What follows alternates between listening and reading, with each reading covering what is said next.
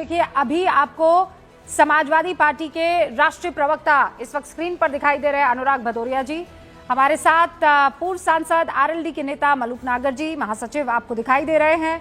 राजनीतिक विश्लेषक पंकज शर्मा जी भी आपको दिखाई दे रहे हैं, कांग्रेस का पक्ष रखेंगे। वरिष्ठ पत्रकार हर्षवर्धन त्रिपाठी जी भी यहाँ पर नजर आ रहे हैं, वरिष्ठ पत्रकार सतीश केसिंग साहब और गुरु प्रकाश जी, भारतीय जनता पार्टी के राष्ट्रीय प्रवक्ता, आपसे कुछ ही देर में हमारे साथ जुड़ जाएंगे। आप सभी का बहुत बहुत स्वागत है। क्लियर पंकज जी, आपको क्या लगता है फार्मूला होगा? 18 सीटें पाएगा या वही उससे लड़ेगा? ज्यादा आपकी मतलब कांग्रेस की गारंटी अनुराग भदौरिया ले रहे हैं कि नहीं? नहीं, बड़े समझदार लोग हैं, इतनी सीटें वो नहीं मांगने वाले हैं इस बार, उनको पता है कौन पावरफुल है। भी समझदार है, समाजवादी पार्टी भी समझदार है, राहुल गांधी भी समझदार है, अखिलेश यादव भी समझदार। इसलिए जो लोग ये उम्मीद लगा रहे हैं कि जब चुनाव आएंगे, हालांकि अभी 1.5 साल है, काफी समय है, कि जब चुनाव आएंगे तो आपस में कुछ ना कुछ तकरार होगी और ये खींचतान होगी, लेकिन निश्चित मानिए कि कोई खींचतान नहीं होगी। दोनों बहुत परिपक्व नेता हैं, दोनों बहुत परिपक्व राजनीतिक दल, और उत्तर प्रदेश में मिलजुल कर भारतीय जनता पार्टी को टक्कर देना ये सबसे बड़ा लक्ष्य है। तो आपस में इस तरह की मुझे कोई आशंका दूर दूर तक दिखाई नहीं देती है, जैसा कि अभी से माहौल बनाने की कोशिशें शुरू हो गई है।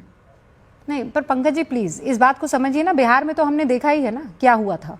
आखिर तक आप लोग सीट शेयरिंग फॉर्मूला नहीं बता पाए थे, ये सच है कि नहीं है? आप भी मेरे साथ बहुत सारी डिबेट में बैठे थे, इज इट ट्रूथ और नॉट? हाँ, बिहार के अपने कारण थे। बिहार में राष्ट्रीय जनता दल ने कांग्रेस के साथ जिस तरह से उसको न्याय करना चाहिए था नहीं किया। सब अच्छी सीटें अपने पास रखी और सब हारने वाली सीटें कांग्रेस के हवाले की। मुझे नहीं लगता है कि उत्तर प्रदेश में ये चीज दोहराई जाने वाली है, क्योंकि बिहार से जो सबक मिला है वो सबक उत्तर प्रदेश में काम आएगा। नहीं तो ये सब सर, लेकिन आप लोगों का स्ट्राइक रेट भी तो आप देखिए ना। आप नेशनल पार्टी जरूर है, वो तमगा आपके पास जरूर है, लेकिन ये क्या है कि नहीं हमको तो ज्यादा सीटें चाहिए। किस बिना पर आप ज्यादा सीटें मांगते हैं?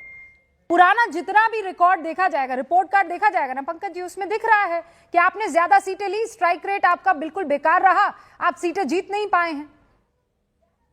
सारी हारने वाली सीटें कांग्रेस के हवाले की जाएंगी तो स्ट्राइक रेट उसी हिसाब से रहेगा।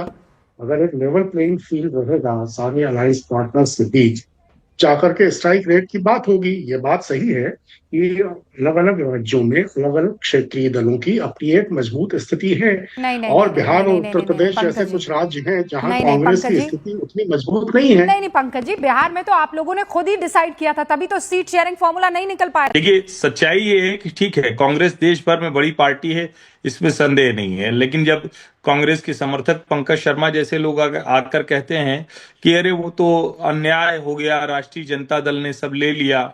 अरे भाई, राष्ट्रीय जनता दल न हो तो कांग्रेस को पूछे कौन? विचित्र बात होती है, 95 चुनाव, प्रिविलेज का समय खत्म हो गया है, बस 5 और बाकी है, फिर शतक लग जाएगा।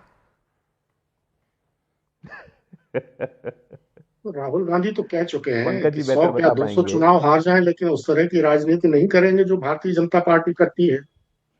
तो राजनीति में एक शुचिता और नैतिकता कायम रखने के लिए इन सबके हथकंडों से निपटने में अगर चुनाव हारते हैं तो हारते हैं, लेकिन एक बात को ध्यान में रखिए। देखिए, ये सब जो हो रहा है ना कि क्षेत्रीय दलों के साथ जो तालमेल है वो किसी न किसी तरह गड़बड़ हो जाए, इसके पीछे कारण क्या है? इसके पीछे कारण ये है कि 2024 के लोकसभा चुनाव में एनडीए और इंडिया समूह के बीच वोटों का फर्क सिर्फ 1.5 करोड़ है, सिर्फ 1.5 करोड़। ठीक है। आज लोकसभा में एनडीए की जो सीटें हैं वो इंडिया समूह से सिर्फ 58 सदस्य ज्यादा हैं एनडीए के, और राज्यसभा में इंडिया समूह से एनडीए के सिर्फ 53 सदस्य ज्यादा हैं। ये जो गैप है ना, ये बहुत कम गैप है। पंकज जी, ये जो आप ये जो सिर्फ कह रहे हैं ना सर, ये सिर्फ के लिए एड़ियां घिस जाती हैं। ये सिर्फ पाने के लिए आपके अध्यक्ष जी को, पूर्व अध्यक्ष जी को और पूर्व अध्यक्ष जी के सुपुत्र को 1300 किलोमीटर यात्रा करनी पड़ गई थी, बीच में 2 बार छुट्टियां लेनी पड़ गई थी सर। हाँ, तो फिर क्या हुआ? फिर क्या? अरे तो इतना किया, उसके बाद क्या आया सर? सिर्फ 53, सिर्फ 1 करोड़। सर, एक वोट पे सरकारें गिरी है, आप तो अच्छे से जानते हैं। भारतीय जनता पार्टी की चिंता समझिए। एनडीए और इंडिया समूह में अगर सिर्फ 1.5 करोड़ वोट का फर्क है तो ये बहुत कम वोटों का फर्क है। सिर्फ 1.5 करोड़। इसलिए हर राज्य में सर ये इंडिया समूह के बीच तालमेल को भंग कराने की कोशिशें अभी से शुरू पंकज हो जी, रही हैं। यही तो प्रॉब्लम है ना। आप अगर जाकर राहुल गांधी को इस तरीके की बातें बताएंगे कि सर कुछ नहीं है, all you have to do is do this, और सिर्फ 1.5 करोड़ का फासला है, और आप ऐसे सर जो हैं, आप 1.5 करोड़ आपके पास आ जाएंगे। ये जादू की छड़ी है क्या? 1.5 करोड़ आ जाएंगे सर। अरे आप एक बात बताइए, सिर्फ 58 सीटों का फर्क लोकसभा में। अरे सिर्फ 58 सीटें नहीं होता है प्रभु, राज्यसभा में। ये चिंता का विषय है। इसलिए वो मलूक जी जो है अपनी कुर्सी से उठ कर वो सदमा अपना जो है वो बताने की कोशिश कर। सिर्फ 58 मलूक जी, और उसके बाद हर्षवर्धन जी आ रही हैं। देश में सिर्फ 2 पार्टियां हैं जिनके पास 58 से ज्यादा सीटें हैं। केवल 2 ही पार्टियां हैं जिनके पास 58 से ज्यादा सीटें हैं। देखिए रूबिका जी, हम तो और नीतीश जी भी सूत्रधार थे सो कॉल्ड इंडिया गठबंधन के, सबसे पहले समझ गए थे ये आपस में लड़के टूट के बिखर के चूर चूर होके पाकिस्तान के नारे लगाएंगे, इसलिए हम एनडीए में आ गए, एनडीए में हैं और एनडीए में ही रहेंगे। एनडीए में क्यों गए नीतीश कुमार जी? एनडीए में क्यों गए ये पूरा देश जानता है। क्यों गए? क्या क्या बातें नीतीश कुमार जी ने नरेंद्र भाई मोदी के लिए कही। इसलिए गए क्योंकि तुम्हारा नेता राहुल गांधी संसद में खड़ा होकर कहता है देश की इकोनॉमी डेड। इसलिए गए क्योंकि तुम लोग पाकिस्तान के नारे लगाते हो, तुम लोग ऐसी खबरें देते हो टेलीविजन में जो पाकिस्तान की ब्रेकिंग न्यूज बनती है। इसलिए गए कि तुम लोग ऐसे प्रश्न पूछते हो जो पाकिस्तान के फेवर में जाते हैं, तुम लोग ऐसे प्रश्न पूछते हैं जो देश के खिलाफ जाते हैं। ये सब कुतर्क। अरे तर्क की बात करिए। हाँ, ये सब कुतर्क इसीलिए तुम्हारा नाश गया। अगर ये कुतर्क है तो तुम्हारा नाश गया। तुम्हें पाकिस्तानी कह देना चाहिए और देश के खिलाफ काम करते हो तुम, अगर ये तुम्हें कुतर्क लगते हैं। अरे अब मलूक जी क्या हो गया आज? आपको गुड़ खाना पड़ेगा। इतना गुस्सा किस बात का जी है?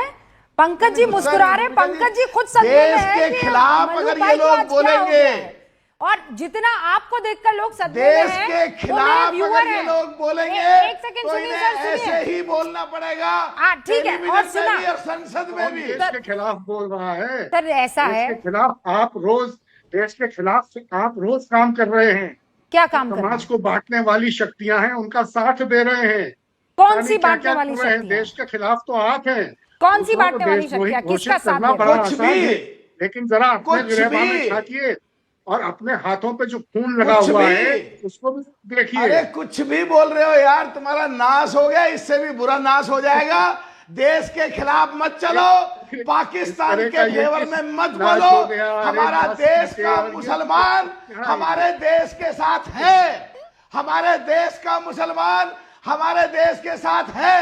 तुम कामयाब नहीं होने के इस तरह की गंदी सोच लेके जो हमारे देश के खिलाफ जाएगी या हमारे देश के मुसलमानों के खिलाफ जाएगी, ये तुम्हारी गंदी नीयत कामयाब नहीं हो सकती। सारा देश देख रहा है। अच्छा, मैं फिर याद दिला दूं उत्तर प्रदेश में सीट का बंटवारा, ये आज का हमारा टॉपिक है। Maluk ji, I will bring you back to the topic. आप पुराने एडिटरों को आदत है कि जो स्क्रिप्ट आप लिखेंगे एंकर को वो स्क्रिप्ट पढ़नी चाहिए, और रूबिका लियाकत वाली स्क्रिप्ट पढ़ती नहीं है। किसी एडिटर का स्क्रिप्ट नहीं प्रॉब्लम है। वो पंकज जी भी पुराने जर्नलिस्ट है, वो अच्छे से इस बात को जानते हैं।